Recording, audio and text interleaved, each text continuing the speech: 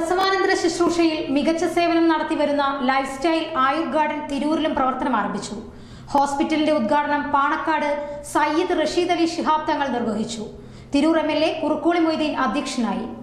പ്രസവാനന്തര ശുശ്രൂഷ രംഗത്ത് മികച്ച സേവനവുമായി തിരൂർ ലൈഫ് സ്റ്റൈൽ ആയുർ ഗാർഡൻ പ്രവർത്തനം ആരംഭിച്ചു.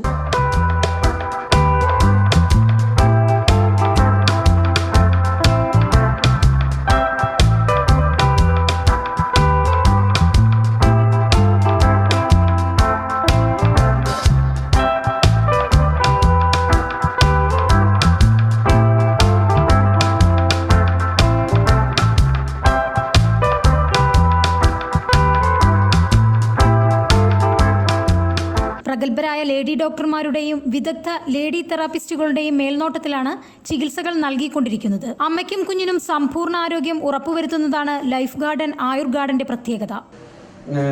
ഞങ്ങളെ പല നമുക്കിപ്പോൾ പുത്തൻതാണിക്കുണ്ട്, പിലാത്തറുണ്ട്, ഇപ്പോൾ തിരൂരായി. ഇനി ഒന്നാണ് സ്ഥലങ്ങളും കൂടി ഞങ്ങൾ ഉദ്ദേശിച്ചുകൊണ്ടിരിക്കുന്നുണ്ട്. മിക്കവാറും അതിൻ്റെ പണികളും കാര്യങ്ങളൊക്കെ നടന്നുകൊണ്ടിരിക്കുകയാണ്. അപ്പോൾ നല്ല ഇതാണ് ഞങ്ങളിവിടെ കൊടുക്കേണ്ടത്. എല്ലാ സൗകര്യങ്ങളും കൂടിയിട്ടുള്ള ഇതുണ്ട്. ചുരുങ്ങിയ പാക്കേജിൻ്റെ അത് വേറെ ഉണ്ട്. പുത്തൻതാണിക്കുണ്ട് ചുരുങ്ങിയ പാക്കേജിനും കാര്യങ്ങളൊക്കെ. ഇവിടെ കുറച്ച് ഹൈ ക്വാളിറ്റി ആയിട്ടുള്ളതും ഉണ്ട്, ലോ ക്വാളിറ്റി ആയിട്ടുള്ളതും രണ്ടായിട്ടുള്ളത് നമ്മളിവിടെ തിരുവിൽ തന്നെ ഉണ്ട്. പിന്നെ എല്ലാ ചികിത്സയും പിന്നെ ഇപ്പോൾ ഞങ്ങൾ തിങ്കളാഴ്ച ഓപ്പൺ ചെയ്യാൻ പോവുകയാണ്. ആയുർവേദിക് ജനറലായിട്ടുള്ള ചികിത്സാ രീതികളും എല്ലാം മറ്റുള്ള കാര്യങ്ങളൊക്കെ നമ്മൾ ചെയ്യുന്നുണ്ട്. പിന്നെ മൊത്തത്തിൽ എല്ലാവർക്കും പറ്റുന്ന ഒരു പാക്കേജും കാര്യങ്ങളുമാണ് നമ്മളൊക്കെ ഉള്ളത്. എല്ലാവരും സാധാ സൗകര്യപ്രദമായിട്ടുള്ള രൂപത്തിലുള്ള ഇതാണ്. ഒരുപാട് ബുക്കിങ്ങും കാര്യങ്ങളൊക്കെ നിരന്തരമായി ഇപ്പോൾ വന്നുകൊണ്ടിരിക്കുന്നുണ്ട്.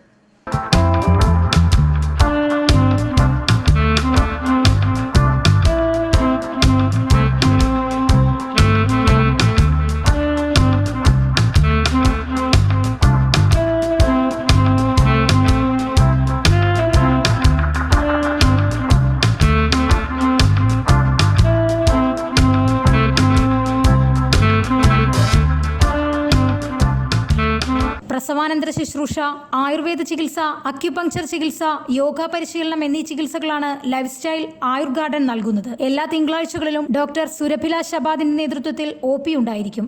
എല്ലാ രോഗങ്ങൾക്കുമുള്ള ആയുർവേദ ചികിത്സകളും പഞ്ചകർമ്മ തെറാപ്പികളും ഇവിടെ ലഭ്യമാണ്. സ്ത്രീരോഗ ചികിത്സകളും അസ്ഥിരോഗ ചികിത്സകളും കുട്ടികൾക്കുള്ള ചികിത്സകളും ഇവിടെ നൽകുന്നു. നിരവധി പരിപാടികളോടെ ആരംഭിച്ച ഉദ്ഘാടന ചടങ്ങിൽ മത, രാഷ്ട്രീയ, സാംസ്കാരിക, വ്യാപാരി, വ്യവസായി നേതാക്കൾ പങ്കെടുത്തു.